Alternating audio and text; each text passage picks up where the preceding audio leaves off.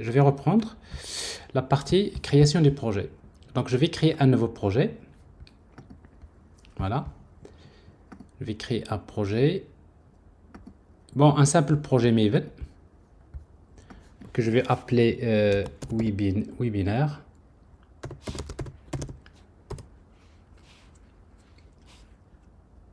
End-to-end testing.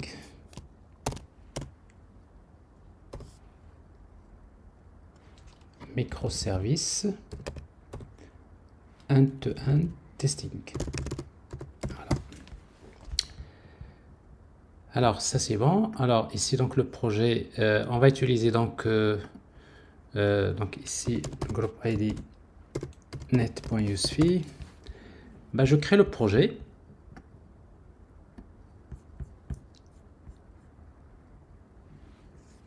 Nouvelle fenêtre. Voilà.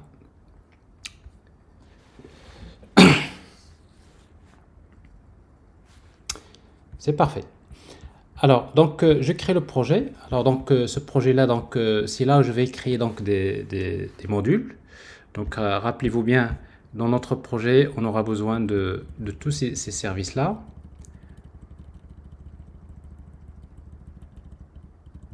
Voilà. Donc, on aura besoin de créer ces services. Pour le moment, je vais m'intéresser uniquement à ce service Customer Service, mais je vais prendre quand même en considération que les dépendances pour la partie config, discovery et les autres. Voilà, c'est ce que je vais faire. Donc, voilà le projet webinaire end-to-end, c'est celui-là. Donc, je vais créer un module, ajouter un module. Alors déjà, avant d'ajouter le module, pour juste éviter, parce que là, je vais travailler avec Java 21. Donc, je vais le projet là, parce que je pense par défaut, quand vous créez un projet Maven, donc je suis resté sur Java 17, donc je vais utiliser Project Structure, et au lieu de Java 17, donc je vais utiliser OpenJDK 21.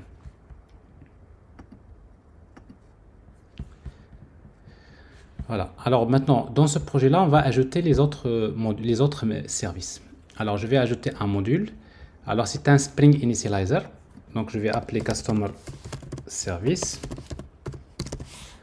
Alors, group ID, c'est net.usefee.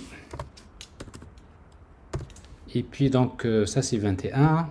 21, c'est bon. Next. Alors ici, j'utilise la version 3.2.2, la dernière version. J'espère qu'il n'y aura pas de surprise en tout cas. Et après, les dépendances. Donc, j'aurai besoin de Spring Web. J'aurai besoin de Spring Data GPA. J'aurai besoin d'utiliser donc Lombok, les classiques. J'aurai besoin d'utiliser... alors, j'aurai besoin maintenant d'utiliser... donc, ça, c'est l'application. Alors, j'ai besoin d'utiliser donc config client, parce qu'en fait, on va s'intégrer dans une architecture Spring Cloud. Donc, Spring Cloud config client, discovery, Eureka Discovery, Eureka Discovery client. Et on aura besoin d'utiliser en fait test containers. Ça, c'est quelque chose qui a été intégré dans la 3.1, la 3.1 ou 2, la 3.2. Alors ici donc test containers. Et on aura besoin de Docker support, compose. Bon, je pense c'est ça. Alors, rapidement pour ne rien rater. Donc voilà, j'ai besoin de Postgres. Donc ça c'est test container, j'ai fait. Ça c'est validation. Voilà. J'aurai besoin de Spring Boot Validation. Voilà.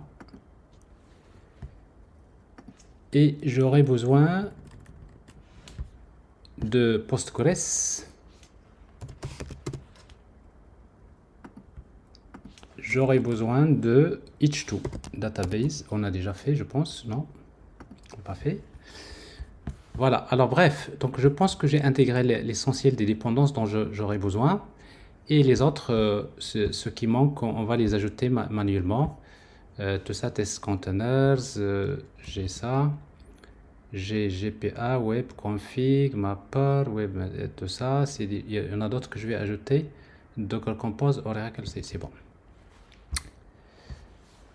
Alors ça, c'est le projet. Maintenant, on va le créer.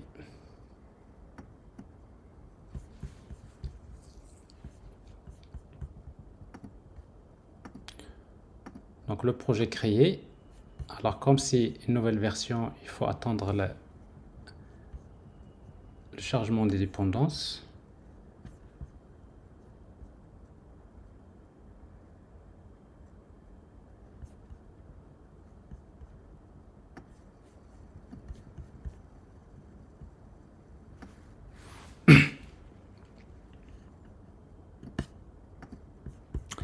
Alors parfois donc c'est si vous voyez qu'il n'arrive pas à quand vous ajoutez un module, il n'arrive pas à le détecter.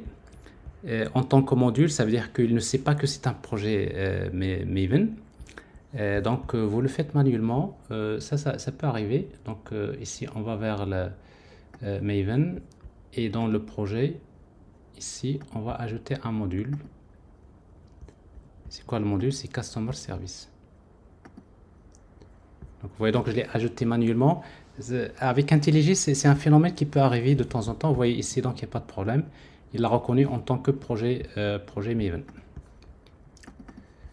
C'est pas toujours, mais en tout cas, si ça vous arrive, c'est bien de le savoir. Alors, en tout cas, donc ici, qu'est-ce qu'on va faire? Nous avons notre package. On va créer donc les packages de base, donc entities. J'ai besoin de créer un package pour les DTO.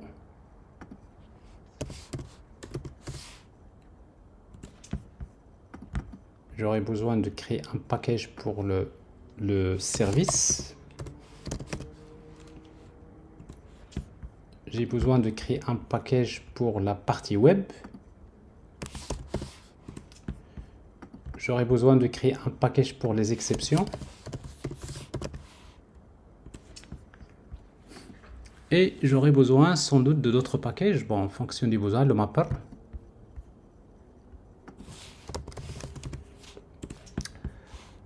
Voilà. Alors ici, d'abord pour les entités. Alors dans notre cas, on va créer donc la classe Customer, une seule entité. Alors Customer.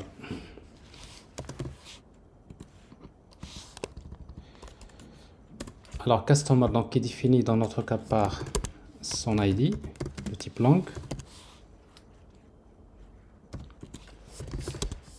par first name, last name,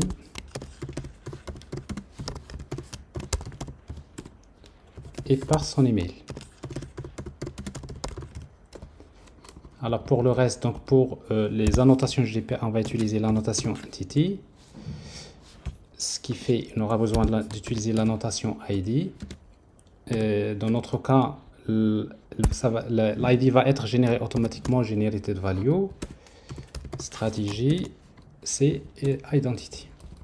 Et pour l'unbox, on va ajouter donc les getters et setters. Donc ici, on va utiliser un constructeur sans argument.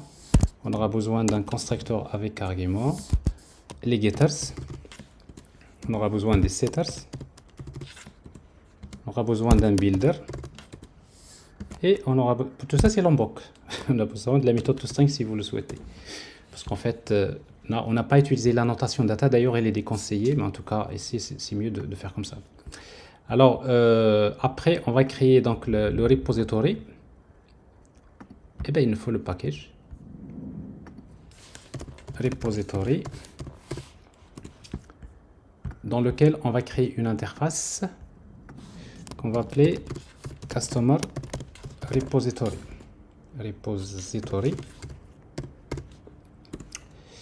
Alors, Customer Repository Extend GPA Repository. On va utiliser Spring Data. Alors, l'entité qu'on va gérer, c'est Customer. Et le ID, il est de type langue. Alors ici, on va ajouter deux méthodes pour notre besoin. Donc j'ai besoin d'une méthode qui permet de chercher le customer par email pour savoir si, par exemple, le customer existe, c'est-à-dire si une adresse mail est déjà prise par un customer.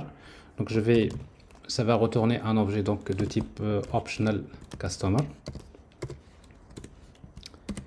La méthode, je vais l'appeler find by email. Ici directement string email. Voilà. Et j'aurai besoin, alors public n'est pas nécessaire, donc je ne le mets pas. Et j'aurai besoin d'une méthode qui permet de chercher les customers. List customer find by.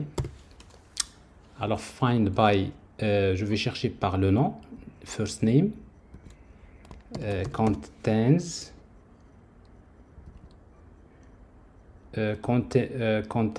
in your case, c'est-à-dire j'ignore les majuscules et les minuscules, la casse. Donc ici c'est keyword.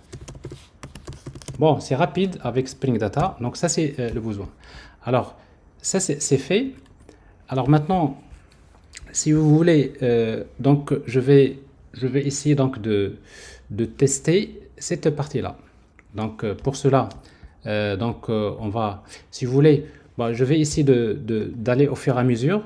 Ici, j'utilise pas une approche TDD, j'utilise une approche classique, c'est-à-dire je vais écrire mon code et après j'écris les tests unitaires. Mais juste avant d'écrire les tests unitaires, on va quand même on va essayer de créer une application dans laquelle je vais créer un bin, un command line runner.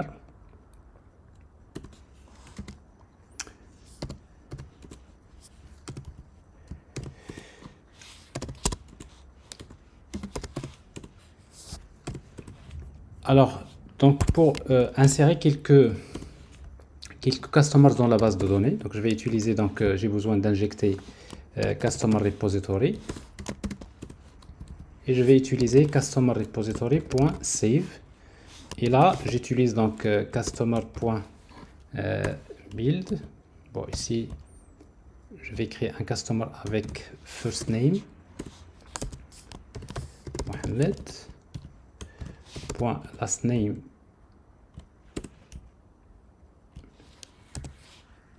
allez Yousfi, et après avec email med@gmail.com.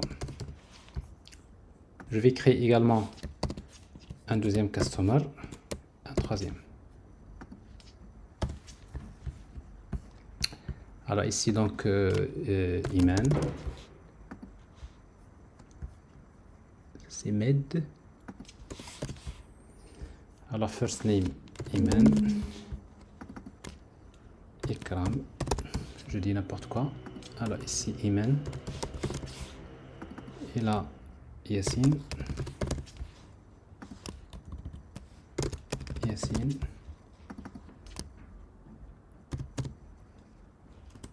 Rajab. Voilà. Alors ici donc j'ai quelques customers qui vont s'insérer dans la base de données. Alors pour le moment, dans le fichier application properties, donc j'ai besoin de spécifier le port de l'application. Alors ici donc pour le port, je vais utiliser le port 80 par exemple 4, Spring Application Name. Alors Spring Application Name, je vais l'appeler Customer Service. Alors ici donc je ne vais pas créer le service de configuration, je ne vais pas créer le service Discovery. Donc ça veut dire que je vais les désactiver, c'est-à-dire je vais demander au microservice quand tu démarres, ce n'est pas la peine de chercher à t'enregistrer vers le Discovery Service. Donc pour cela je vais utiliser donc Discovery Enabled False. Donc ça c'est en quelque sorte c'est une façon de dire ça, c'est qu'au démarrage c'est pas la peine de chercher à s'enregistrer parce que ça on n'a pas encore fait. Je vais m'intéresser uniquement à ça, donc je désactive et je fais la même chose pour ça. Donc il va pas chercher sa configuration, donc inutile de chercher la configuration. Donc je vais utiliser Spring Cloud Config Enabled False. Et si vous voulez configurer la base de données H2, donc vous pouvez utiliser donc Spring Data Source URL GDBC H2. Alors H2 mem in memory, on va l'appeler CustomersDB. Mais n'oubliez pas une chose, c'est que dans notre application, si on démarre l'application, nous avons utilisé donc Docker Support. Et quand vous créez un projet avec Docker Support, vous allez remarquer, regardez, il vous génère un fichier Docker Compose YAML, dans lequel vous allez trouver déjà par défaut, il sait que il utilise donc Postgres. Donc il vous crée donc un Docker Compose, c'est-à-dire quand je démarre l'application, il va démarrer ce conteneur. Alors pour moi, donc je vais utiliser une base de données, je vais également utiliser une base de données Postgres que je vais appeler CustomersDB.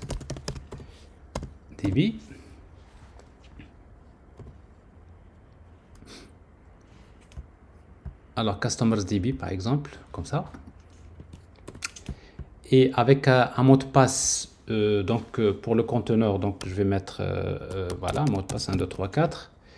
Et avec un nom d'utilisateur, par exemple, que je vais appeler un utilisateur. Et puis donc, si vous voulez, on va exposer les ports. H2, donc le port 5432, on va l'exposer sur le port 5432. Voilà. Alors, ce qui fait que si vous démarrez normalement l'application comme ça,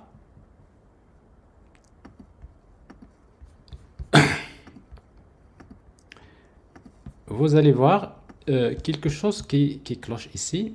Et bien, il nous dit que Dockerfile. Oui. Alors ça, il faut faire attention parce que ça, c'est dans l'architecture. Il se trouve que dans le projet, il faudrait que le fichier Docker Compose devrait être dans la racine du projet. Quand vous créez un module à l'intérieur du projet, donc là, vous avez Docker Compose File, donc il va falloir le déplacer. Et ça, il faut le faire manuellement. Il faut le déplacer dans la racine du projet. Parce que sinon, quand vous démarrez, il va vers la racine du projet. Et il va chercher s'il y a le fichier de Docker Compose. Donc c'est pour cela que ça n'a pas tourné.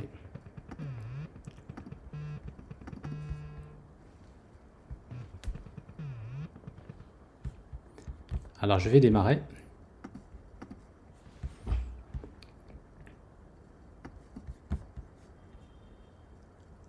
Alors ça c'est... voilà. Alors ici, donc maintenant, il démarre, mais il trouve que le port 5432, parce que là, il va exposer un conteneur Docker sur ce port, ben, il trouve qu'il est déjà occupé. Je vais désactiver pour le moment Docker Support.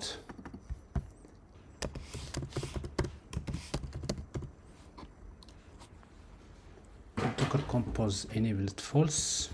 OK. Et je vais revenir tout à l'heure sur ce petit problème-là. Alors, donc, je le désactive. Donc, comme ça, je démarre avec H2. En principe, ça devrait démarrer normalement. OK. Voilà. C'est démarré. Alors, une fois que c'est démarré, donc, ça veut dire que nous avons des données qui sont insérées dans la base de données. Je vais donc maintenant tester. Je vais tester, donc, c'est-à-dire cette couche repository. Alors pour faire les tests unitaires, donc je vais dans le plus simple, c'est d'aller vers cette interface là. Ici donc on va utiliser, je fais Alt Entrée et vous faites créer un test. Alors je vais l'appeler Customer Repository Test, OK. Alors tous les tests, donc déjà il faut noter que dans un projet Maven, vous avez la partie Java, main Java. Et vous avez test Java. Alors les tests, ils sont là. Donc c'est-à-dire, c'est à ce niveau-là qu'on va voir le test. Et donc notre test ici, qu'est-ce qu'on va tester? Ben, on va tester notre repository. Alors le repository s'appelle Customer Repository. Et pour le tester, donc on va faire AutoWired. On va injecter notre repository. Ici, comme il s'agit donc au démarrage du test, nous aurons besoin de démarrer donc tout ce qui est GPA, Spring Data GPA. Donc c'est pour cela qu'on va utiliser donc ici GPA test. DataJP Attest. Alors la notation DataJP Attest, donc elle est utilisée, c'est pour indiquer à Spring au démarrage de ce test-là, démarre-moi le contexte de Spring Data. Donc forcément, il va démarrer tout ce qui concerne uniquement la partie base de données. Alors ici, par la suite, on va tester les méthodes. Alors chaque méthode de test, ici dans notre cas, qu'est-ce qu'on va tester? On va tester deux méthodes, find by email et ici donc find c'est-à-dire by first name. Donc ça, c'est les deux méthodes qu'on va tester. On va pas tester les méthodes save, find all et tout ça parce qu'ils sont déjà testés. Donc c'est ça l'élément important. Tout ce que vous avez hérité de GPA Repository, c'est toutes ces méthodes, ils ont déjà des tests unitaires, ils sont testés.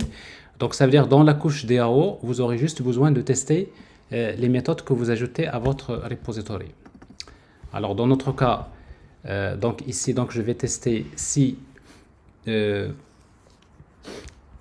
alors ce que je vais faire, donc je vais d'abord créer une méthode qui s'appelle setup.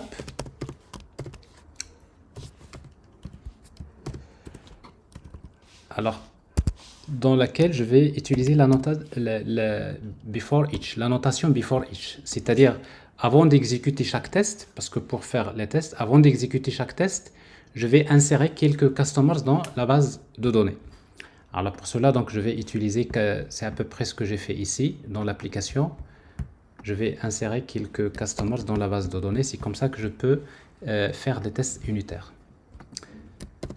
Alors, vous voyez bien ici, donc, avant chaque test, je vais insérer dans la base de données trois customers. Et puis, du moment que j'ai trois customers dans la base de données, je vais créer la méthode test. Ici, je vais l'appeler should find customer by email. Alors cette méthode là, alors should find customer by email, donc ça doit être une méthode de test. Il faut utiliser la notation test. Et puis donc qu'est-ce qu'il va faire? Tout simplement ici, dans notre cas, on va tester. En fait, ici, notre repository ne dépend d'aucun autre composant. Donc ici, on n'aura pas besoin de créer des mocks. Dans ce cas-là, on va utiliser juste, on va donc supposer que j'ai une adresse mail. Par exemple, ici, j'ai given email. Alors, je suppose par exemple cette adresse mail, c'est là.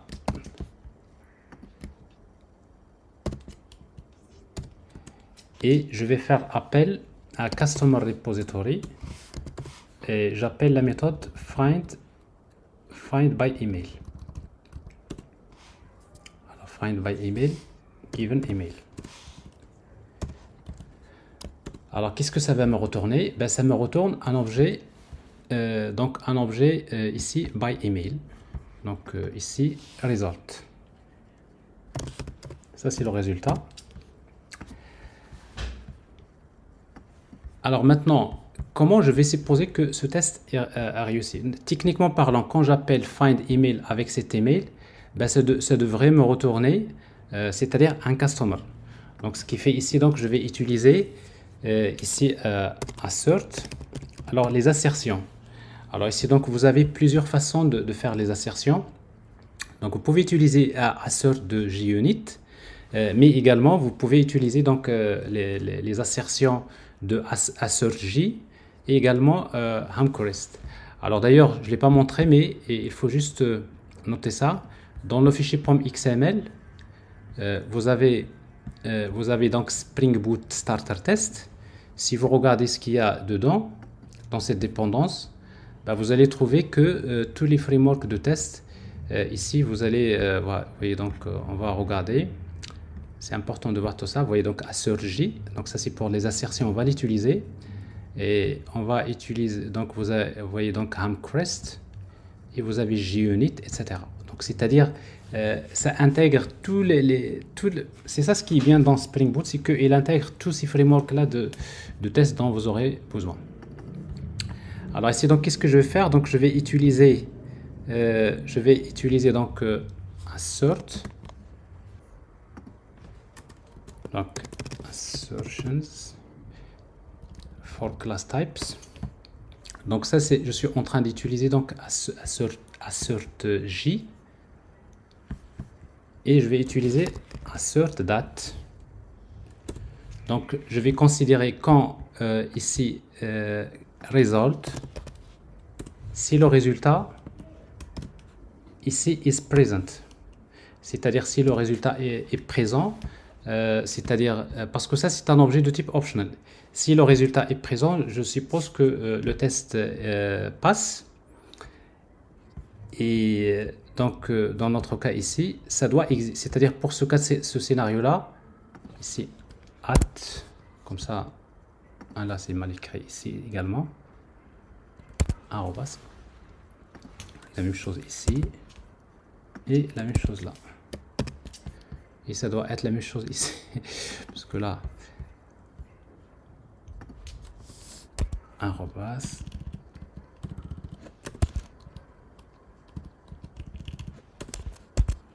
voilà.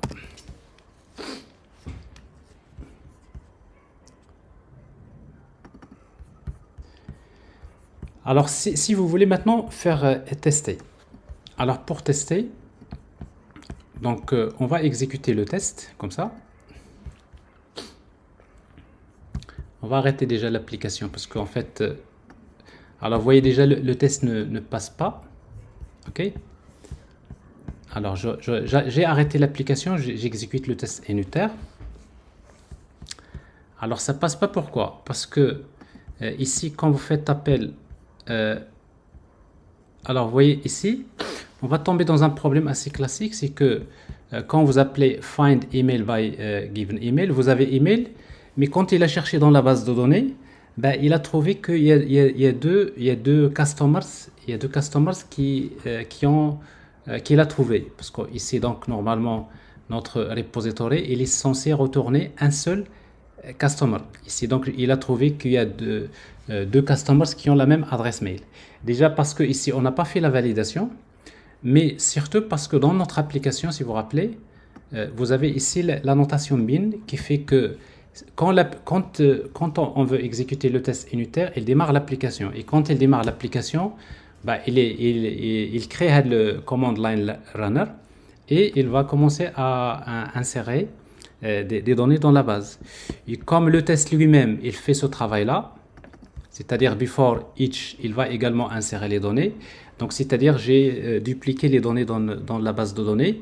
Et quand je cherche en fait un customer by email, donc il n'a pas trouvé en fait il n'a pas trouvé un seul customer. Donc, ce qui fait, il a généré une exception. Bon, quelle est la solution? La solution, c'est d'abord d'ignorer, c'est-à-dire je vais dire quand j'exécute mes tests unitaires, je vais ignorer ce bin-là, je vais pas il va pas être créé quand je crée le test unitaire. Alors comment on va le faire? Ben, on le fait comme ça.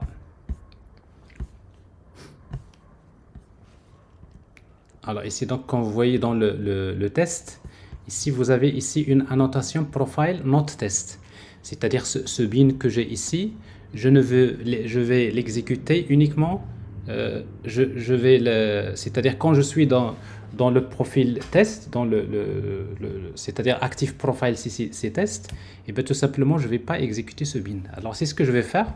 Dans mon cas ici, c'est plus pratique. Alors pour cela, donc je vais utiliser profile, la notation profile, ici not test.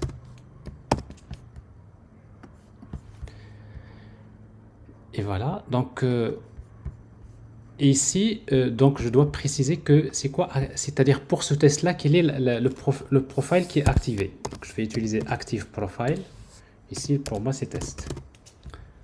Alors quand j'exécute ce test, c'est active profile, c'est test, donc il ne va pas exécuter ce bin. Donc parce que quand vous faites le test unitaire, il ne faut pas dépendre du reste de l'application. Donc c'est-à-dire pour ce test-là, donc si vous avez des bins qui font ce genre de choses, donc il va falloir les ignorer. de l'une des façons, par exemple, ce que je suis en train de faire. Alors maintenant, si vous faites ça, vous exécutez, donc le test devrait passer. Vous voyez ici, donc le test a réussi, vous voyez ça c'est en vert, donc ça passe. Mais si vous regardez, qu'est-ce qui se passe? C'est qu'au démarrage, il a démarré. Vous voyez, donc il a démarré et il utilise pour le moment une base de données H2 database qui est pour le test. Et donc il a inséré, donc vous voyez ici, donc il a exécuté ce code-là. C'est pour cela qu'il a inséré donc des données. Alors si vous voulez, du moment, juste pour voir que ça c'est un code qui s'exécute pour chaque test, je vais faire ça. Vous utilisez log bien sûr, donc ça c'est juste pour tester. Voilà. Alors ça c'est pour le premier test. Alors maintenant, mais pour le scénario de test, il faut tester également un autre scénario. Donc vous faites copier-coller. Alors si vous lui donnez une adresse mail qui n'existe pas, par exemple ici, vous faites n'importe quoi. Alors ici, should not find customer by email. Normalement, si je lui donne une adresse mail qui n'existe pas, ici, quand est-ce que je vais considérer que ce test a réussi? Ben, tout simplement ici, donc le résultat doit être is empty. C'est-à-dire qu'il devrait me retourner un objet optional qui est empty. Donc vous voyez, donc pour les scénarios de test, je dois tester tous les scénarios. Ici, donc j'ai pour l'adresse mail, j'ai deux scénarios. Si ça existe ou si ça n'existe pas. Alors ici, donc j'exécute le deuxième ici test. Alors je viens de créer donc deux scénarios de test. Là, il marche bien, il n'y a pas de problème. Et pour pouvoir les exécuter les deux, je vais directement ici sur la classe. Je peux utiliser ici run, donc pour exécuter tous les tests de cette classe. Donc je vois bien ici, j'ai un premier, j'ai un deuxième qui passe. Alors il me reste l'autre test qui est chercher customers by first name. Alors que pour cela, alors qu'est-ce que je vais faire? Eh bien tout simplement dans ce scénario de test, j'aurai besoin de créer une méthode que je vais appeler should find customers by first name.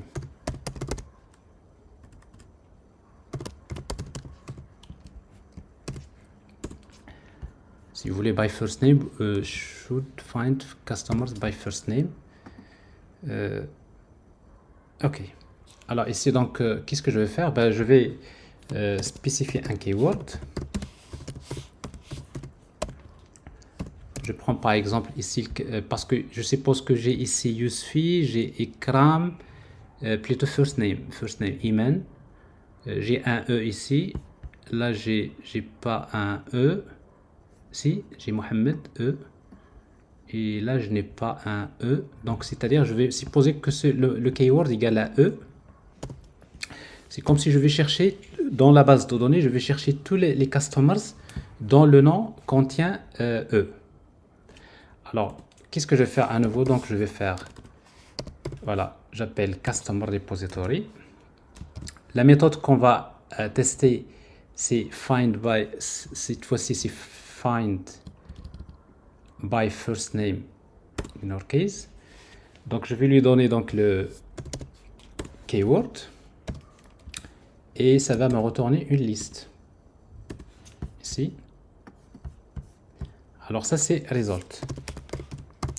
Alors maintenant, pour considérer que ce cas de test passe, ben, il nous faut maintenant ce qu'on appelle expected. Qu'est-ce que j'attends comme résultat? Alors ici, donc, j'ai besoin de créer une liste of, donc liste de customer.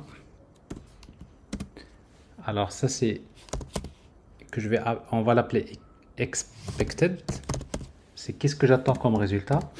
Le résultat que j'attends est celui-là. Donc c'est list of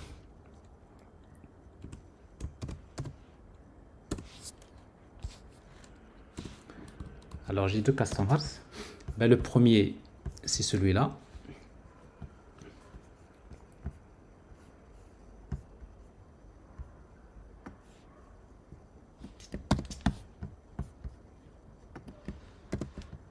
Voilà. Ça c'est le premier. Et le deuxième, ça doit être celui-là, là où il y a Iman. C'est customer.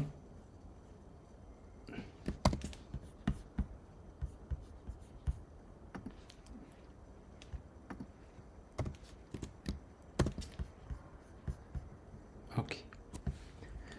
Alors, sauf que quand on enregistre dans la base de données, ici, donc, normalement, on a également le ID. Mais sauf que le ID, je ne le connais pas parce que c'est un auto-increment.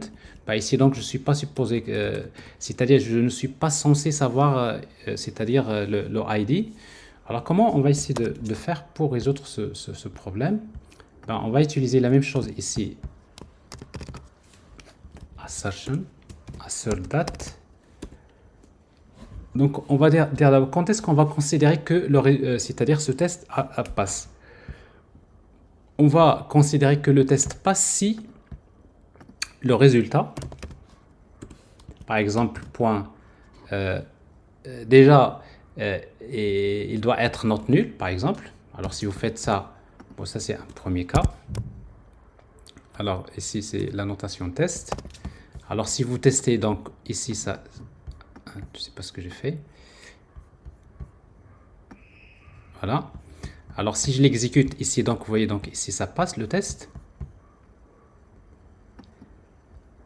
Parce que le résultat n'est pas nul. Je vais faire également la même chose. Alors, vous allez remarquer ici, donc, à chaque fois, vous allez utiliser, vous appelez une méthode statique d'une classe, donc pour ne pas utiliser, donc à chaque fois pour ne pas répéter assert for class types, ben, tout simplement il faut importer. Ici vous pouvez le faire, vous pouvez demander IntelliJ d'importer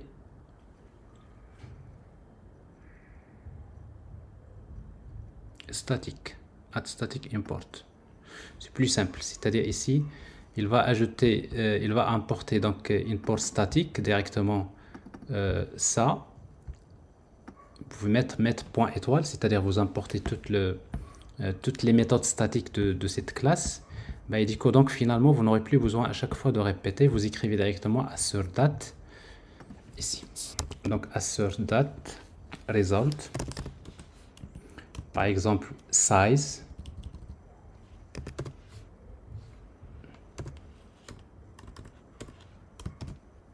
Alors, ça c'est point size is equal, c'est-à-dire que je sais déjà auparavant dans ce cas de scénario de test, je sais qu'est-ce que j'ai dans la base de données et je sais que si cette méthode passe bien, il devrait me retourner combien de customers dans le nom contient E, il y en a 2. Donc ici, donc, je vais lui dire que par exemple equals to 2. Ou tout simplement, je peux mettre ici expected.size. On doit avoir 2. Donc ici, donc, vous avez plusieurs assertions que vous devrez vérifier. Et vous pouvez ajouter une troisième. Alors, vous voyez ici, donc là, ça passe, il n'y a pas de problème. Vous ajoutez une troisième. Assert date. Maintenant, je vais comparer carrément. Je vais lui dire, oui, tout ça, c'est bon, mais je voudrais... il faut être sûr que, c'est-à-dire le résultat retourné, c'est-à-dire le résultat retourné par la méthode, cette méthode-là, ça doit être cette liste. Il faut comparer le contenu de la liste. Alors pour cela, on peut le faire comme ça. Donc result. Ici, on peut utiliser, si vous faites equals to, par exemple expected. Alors ici, donc, il va comparer les références des objets. Il ne compare pas le contenu. Alors, si vous voulez comparer le contenu des listes, est-ce que c'est la même chose? Il y a une méthode dans Assert qui est using recursive comparison. Donc, c'est-à-dire, on va comparer les objets, c'est-à-dire variable avec variable. Donc, je parcours une liste. Dans le liste, il y a l'objet. Il faut comparer variable, variable. Est-ce que c'est la même chose? C'est-à-dire, est-ce qu'ils sont les mêmes? Donc, ça, c'est très utile pour pouvoir comparer le contenu de deux objets ou bien de deux collections. Alors, ici, donc, using recursive comparison, donc je vais comparer. Alors, si j'exécute, vous allez voir, ça ne va pas passer. Alors ici, donc, c'est en rouge. Donc, vous voyez ici, ça ne passe pas. Alors, pourquoi ça ne passe pas? Il vous dit que ce n'est pas la même chose. Si vous cherchez les erreurs, il vous dit, là, vous avez, par exemple, dans le champ ID, le champ ID, par exemple, du customer que vous avez récupéré à partir de la base de données, c'est 1, alors que celui-là, c'est nul. Alors, en effet, ici, quand j'écris ici les customers, je n'ai pas spécifié leur ID. Donc, si je n'ai pas spécifié le ID, ça veut dire qu'il est nul. Or, quand vous faites find customer, quand vous utilisez find by first name, vous récupérez des enregistrements qui se trouvent dans la base de données. Comme il y a un auto-increment, il va récupérer. Donc, vous avez un customer avec un ID, avec son ID, et vous avez un customer dont le ID est nul. Donc, si vous comparez tous les attributs, ça ne colle pas. Alors maintenant, si vous voulez lui dire que d'ignorer par exemple le ID, donc ici je vais lui dire ignoring field par exemple ID.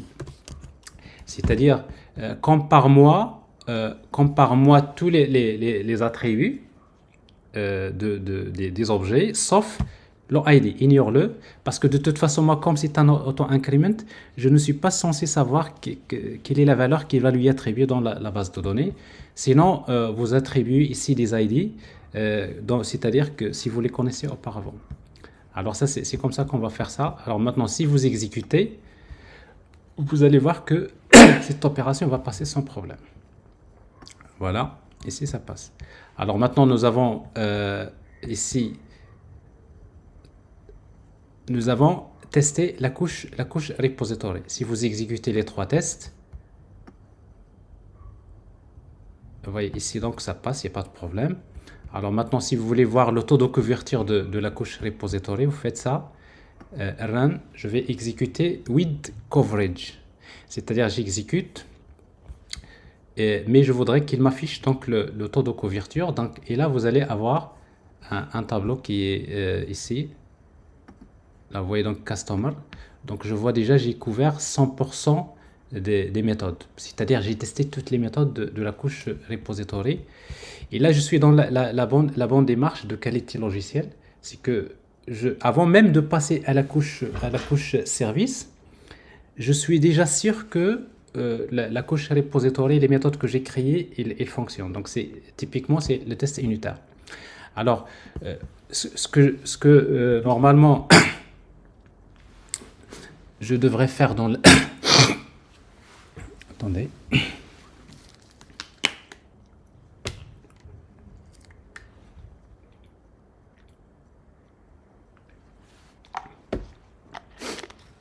Alors, ce que je vais faire dans la suite,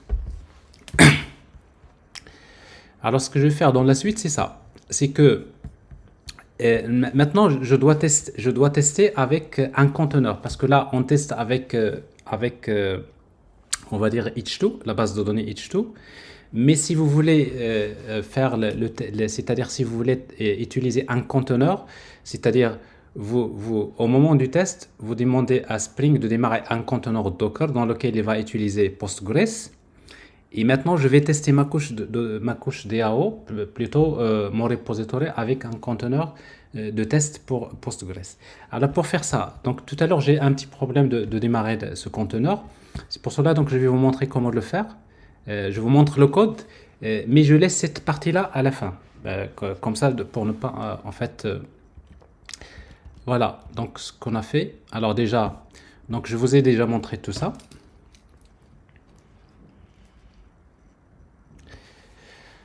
Donc vous voyez donc pour le test, nous avons utilisé donc voilà GPA test. J'ai fait donc ça. J'ai testé cette méthode là. J'ai testé cette méthode. J'ai testé ce scénario de test pour les emails. Alors, by first name.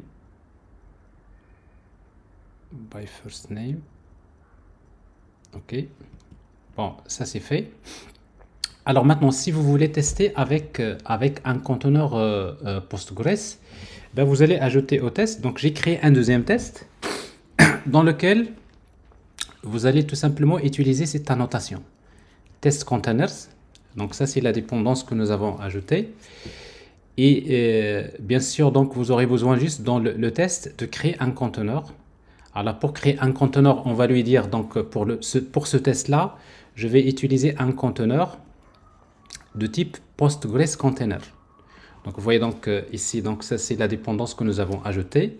Il va créer un conteneur Docker dans lequel donc l'image, je vais utiliser l'image Postgres la version 16 ici.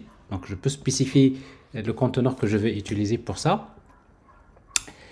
Et puis donc vous aurez besoin d'ajouter la notation container service connection.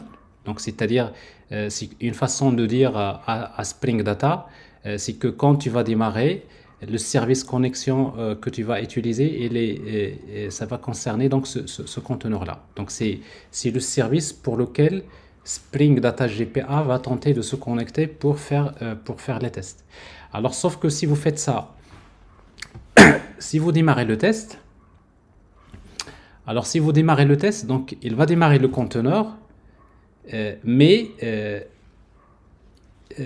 donc il va également démarrer, après par la suite, il va démarrer un data source de H2, et au final, il va utiliser H2. Donc c'est la raison pour laquelle vous allez devoir lui demander de faire ça. Auto-configure database, replace, auto-configuration test database, none.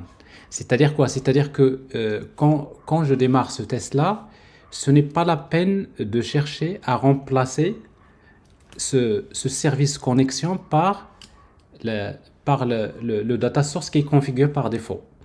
Et parce que le data source qui est configuré par défaut, c'est plutôt c'est H2 database.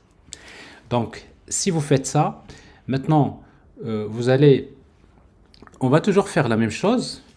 Il y a une méthode pour tester si c'est le conteneur, pour tester si un conteneur est bien démarré. Donc, on va faire ça.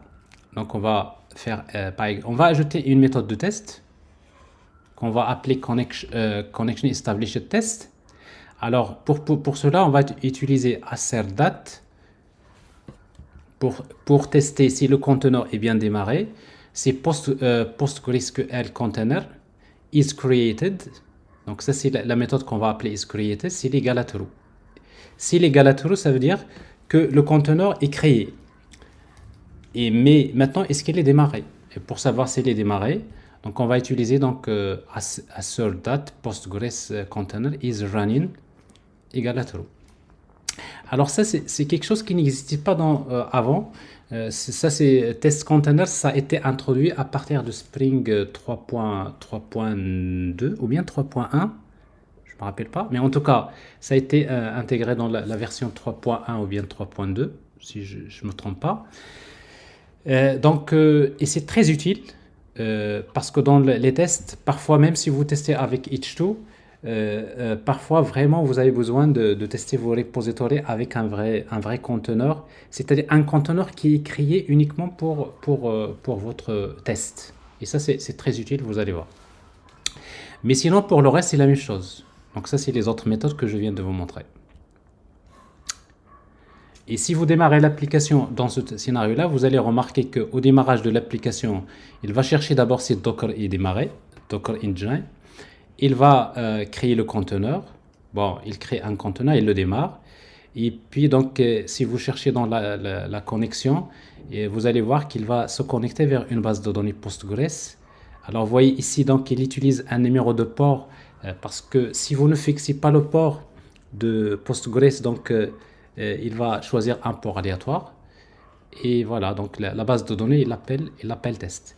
Sinon, on va spécifier donc le data source, c'est-à-dire, c'est-à-dire, il va utiliser, on peut lui demander d'utiliser donc la base de données que nous avons configurée dans Docker Compose.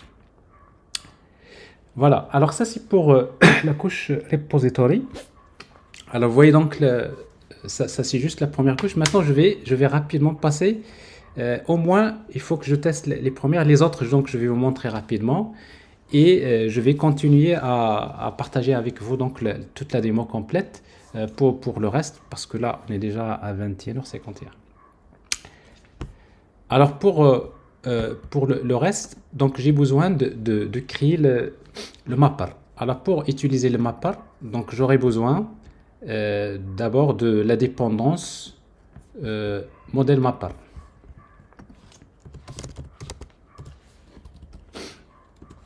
Alors modèle mapper, Maven Dependency, je vais utiliser cette version là. Donc on va l'ajouter ici dans le fichier .xml.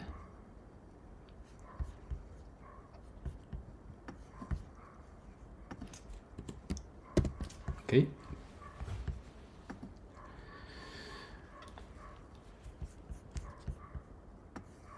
Et donc on va tester notre mapper. Alors pour cela, donc je vais créer le DTO. Alors pour le DTO, déjà customer ici, donc je n'ai pas validé, je n'ai pas fait la validation, mais ça c'est quelque chose dont on aurait besoin. Je vais supposer par exemple que first name ne doit pas être empty. Et par exemple ici donc je vais utiliser la notation size, par exemple min égale à 2. C'est-à-dire je dois avoir minimum de caractères. La même chose last name, donc je vais utiliser not empty avec la notation size min égale à 2. La même chose pour l'adresse mail, not empty minimum, par exemple, on va dire 8. Minimum 8 caractères. Donc ça c'est quelque chose d'important pour la suite parce qu'on a besoin de faire de tester également la validation des entités. Alors je crée donc le customer. Alors pour customer DTO, donc je vais faire quelque chose de plus simple. On va copier ça, on va le faire copier-coller. On va l'appeler customer DTO. Alors pour customer DTO, donc je vais supprimer tout ce qui concerne, c'est pas une entité. Donc je garde uniquement les annotations ici Lombok. Il n'y a pas de ID, etc. Donc tout ce qui concerne les entités, je supprime. Mais pour le reste, je le laisse. Alors, donc je vais créer le mapper. Alors pour le mapper, donc je le crée ici. On va l'appeler Customer Mapper.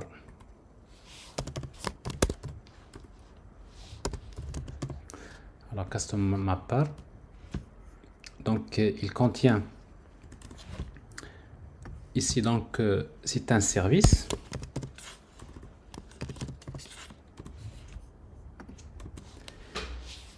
Dans lequel on va utiliser modèle mapper. Est-ce que vous m'entendez bien? Parce que là, je commence à perdre ma voix. Alors ici, donc, je vais utiliser donc modèle mapper. Est-ce que c'est... Merci pour vos efforts, professeur. J'espère qu'il y aura un tuto pour les transactions. Oui, oui, oui. Ben, il y aura tout ça. Alors, il faut juste patienter parce que tout ça, ça viendra. Il y aura des transactions distribuées après. Alors, ici, donc, je vais utiliser New Model Mapper. Et je vais créer ici 3 méthodes. Une première méthode qui va me permettre de retourner un customer DTO from customer. Je vais l'appeler from customer. Alors, customer.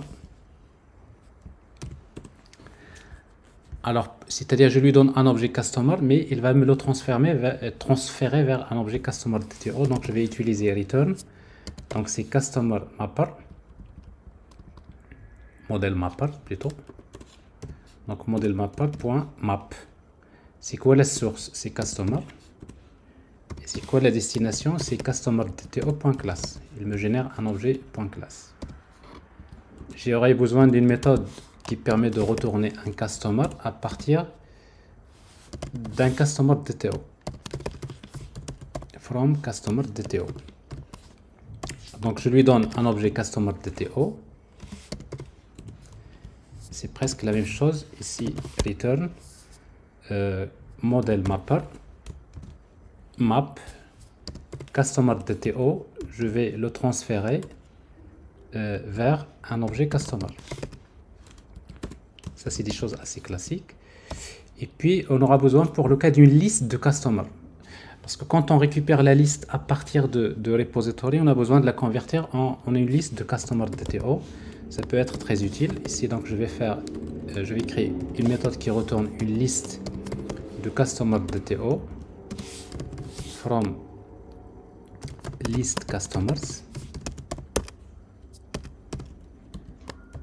Donc, je prends une liste de customers et je vais la transférer en une liste de customer DTO. Donc, return. Alors ici, pour cela, donc pour une liste, donc je vais utiliser donc model mapper. Donc, c'est-à-dire, je vais prendre la liste customers .map. Alors, pour chaque objet de customers, je vais lui appliquer model mapper.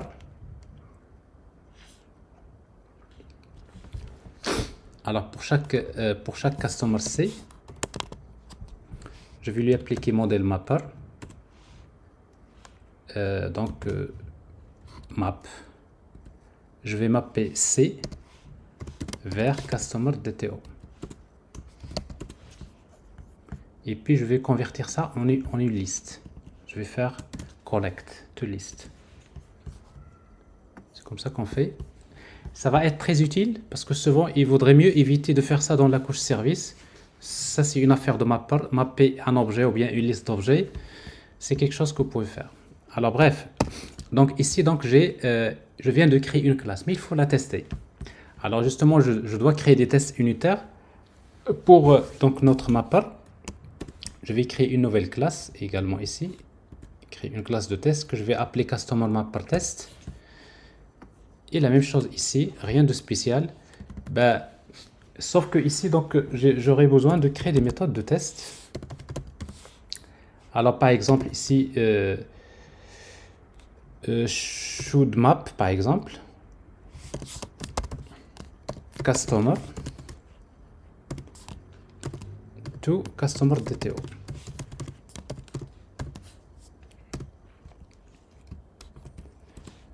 Alors, c'est une méthode de test. Alors ici, donc, comme c'est qu'est-ce qu'on va tester? On va tester tout simplement notre classe qui s'appelle customer mapper. Généralement, customer mapper égale new customer mapper. Donc, je vais l'instancier directement parce que ça, c'est pas un composant Spring. On n'a pas besoin d'injecter des choses. Donc, on va l'instancier et on va vérifier. Alors, généralement, les objets qu'on est en train de tester, la classe ou bien l'objet qui contient les méthodes que vous voulez tester, par convention, souvent on les appelle un under test. C'est-à-dire, en fait, c'est cet objet-là qui est sous le test. Parce qu'après, il y aura d'autres attributs que vous pouvez ajouter à ce niveau-là. Alors ici, donc, qu'est-ce qu'on va faire? Donc, je vais créer, supposons j'ai un customer. Alors, customer égale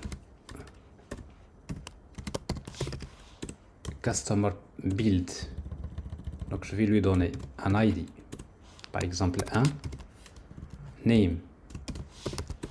Par exemple, Mohamed. Ça, c'est last name. First name. Alors, last name, par exemple, ici. Je mets Yousfi. Mohamed. Et je mets email. med@gmail.com.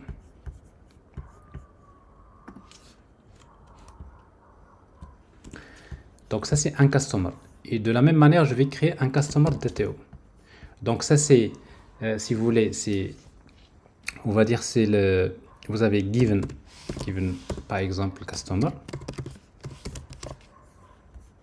J'ai un customer et j'ai un customer DTO, c'est-à-dire expected. Qu'est-ce que j'attends comme résultat?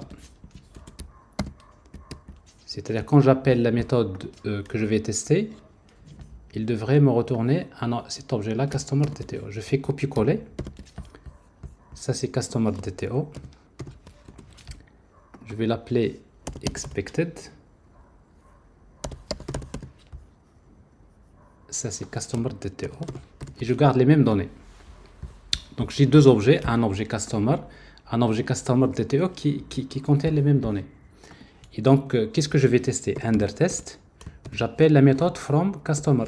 Donc je lui donne quoi? Je lui donne given customer et il va me retourner un résultat. Et ce résultat que je vois ici, result. Alors ce résultat-là, donc je vais devoir le comparer. C'est-à-dire ce résultat, ça doit être what expected. C'est-à-dire si la méthode from customer me retourne, c'est-à-dire il me retourne un customer DTO qui est le même que j'attends, ben, je suppose que c'est OK. Donc ça doit être déjà une méthode de test, donc ça il faut pas l'oublier. Et puis donc on va utiliser encore assert.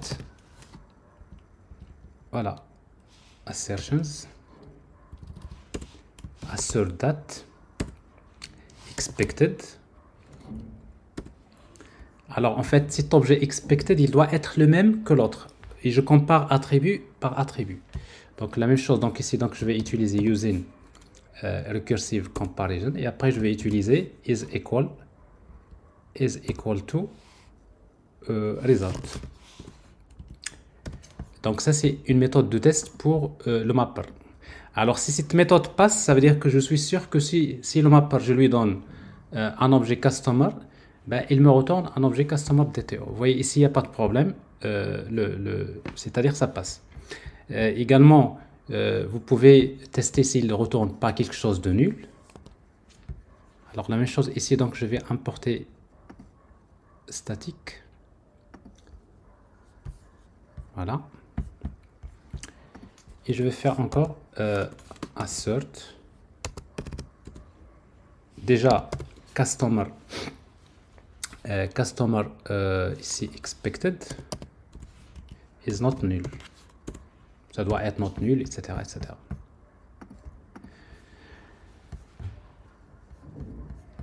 Alors, mais c'est pas suffisant. Donc vous avez des scénarios de test. On va faire un autre. On va tester l'autre méthode. Alors should map customer DTO to customer. Alors ici donc cette fois-ci supposons que j'ai ça c'est given customer, c'est-à-dire supposons j'ai ici given customer DTO. J'ai ici donc ça c'est ce que je vais donner l'input.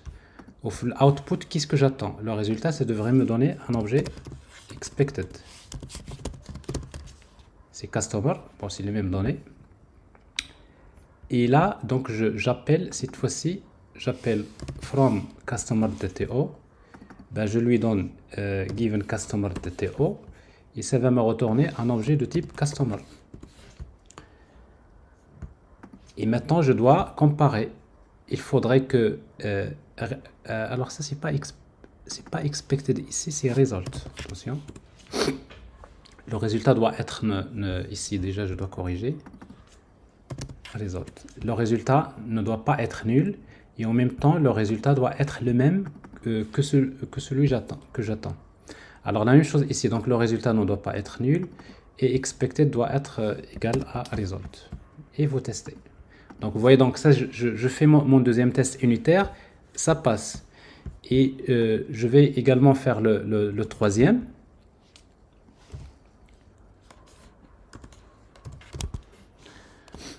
Alors pour le troisième, donc c'est presque la même chose. Alors pour le moment, donc pour le cas du repository et du mapper, donc je pense que vous allez comprendre facilement. Sauf que cette fois-ci, donc should map list of customers to list of. C'est très important que le nom de la méthode soit significatif. Alors ça c'est quelque chose qui doit être respecté. To list customers. Alors dans ce cas-là, donc je vais avoir une liste.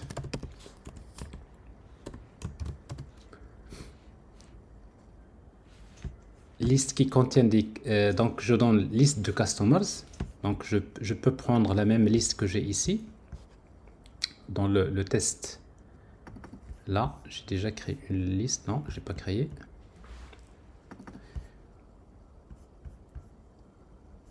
Alors customer mapper test.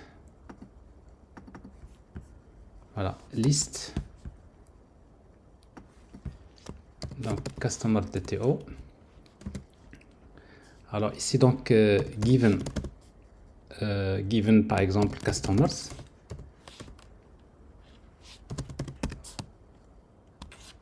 Non, plutôt c'est une liste de customers comme ça.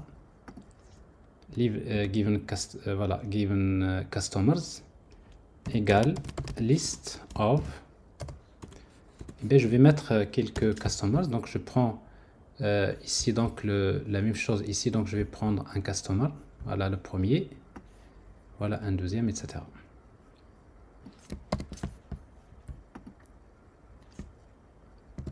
Alors j'ai un plutôt cette fois-ci c'est customer.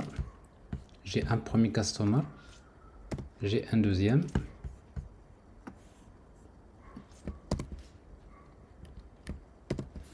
J'ai un troisième. Alors là je vais mettre email.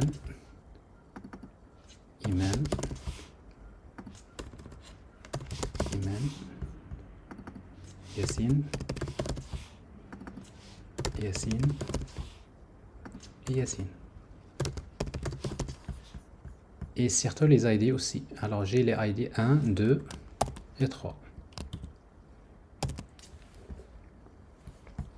Alors j'ai une liste de 3 customers et j'aurai besoin de créer une même liste. Donc ça c'est expected. Alors sauf qu'ici donc c'est customer DTO. Donc ici donc je vais utiliser DTO et DTO.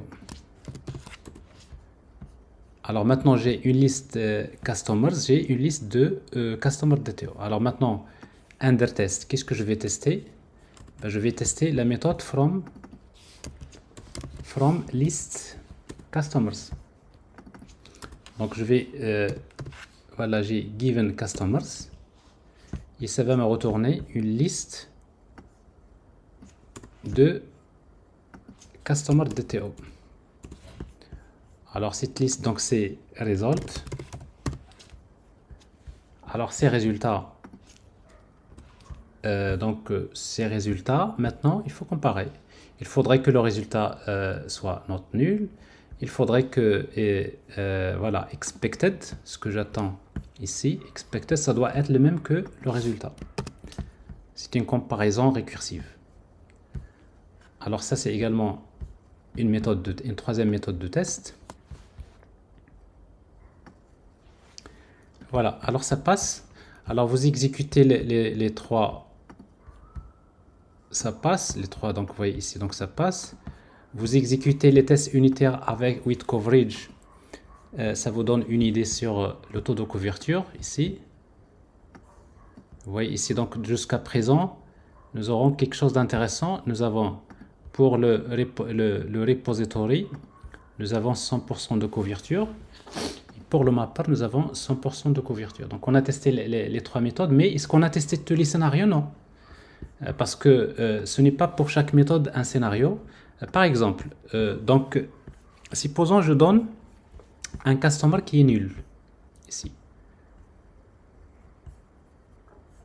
Alors je prends le cas où vous voulez mapper, Je prends cette méthode-là, CTRL-C,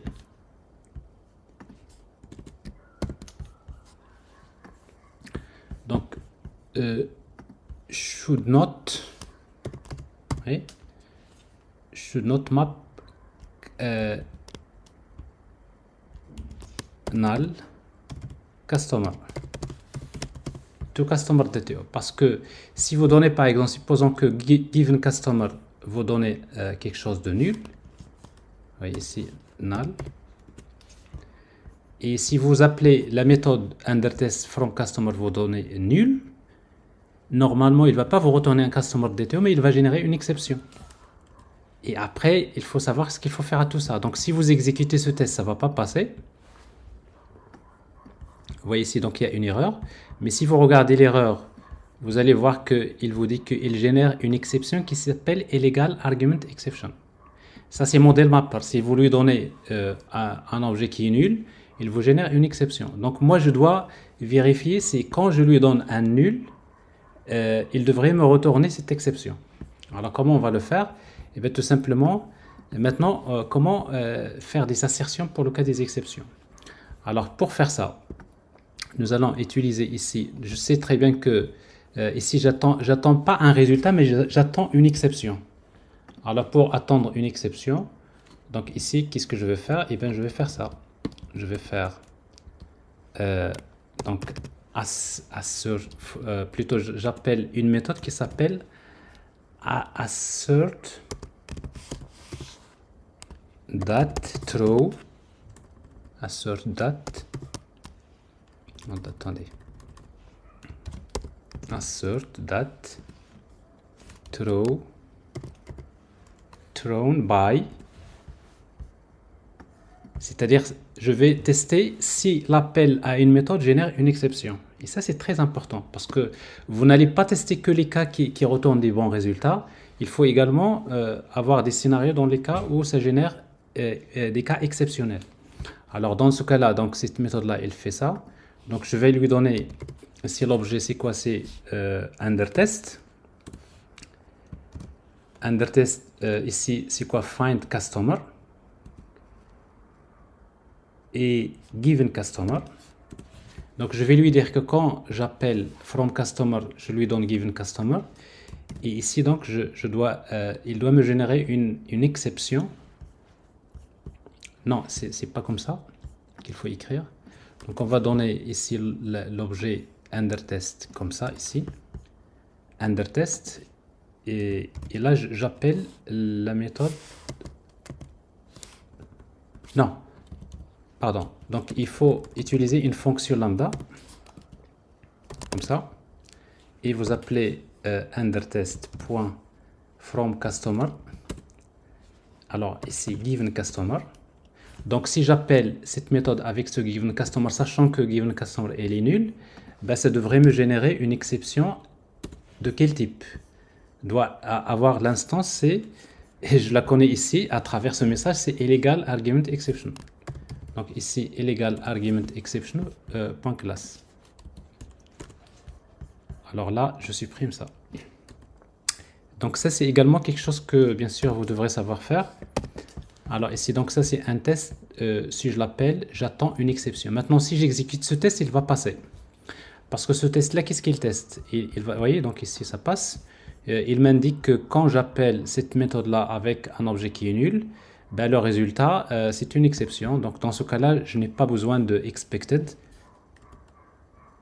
Donc j'ai besoin juste d'appeler la méthode et de vérifier est-ce que si j'appelle cette méthode avec ses inputs, est-ce que ça me génère une exception. Alors là encore il y a une méthode que j'ajoute ici. Ça passe, pas de problème. Voilà, alors maintenant j'arrive là où il y a plus de travail encore dans les tests, c'est la couche service.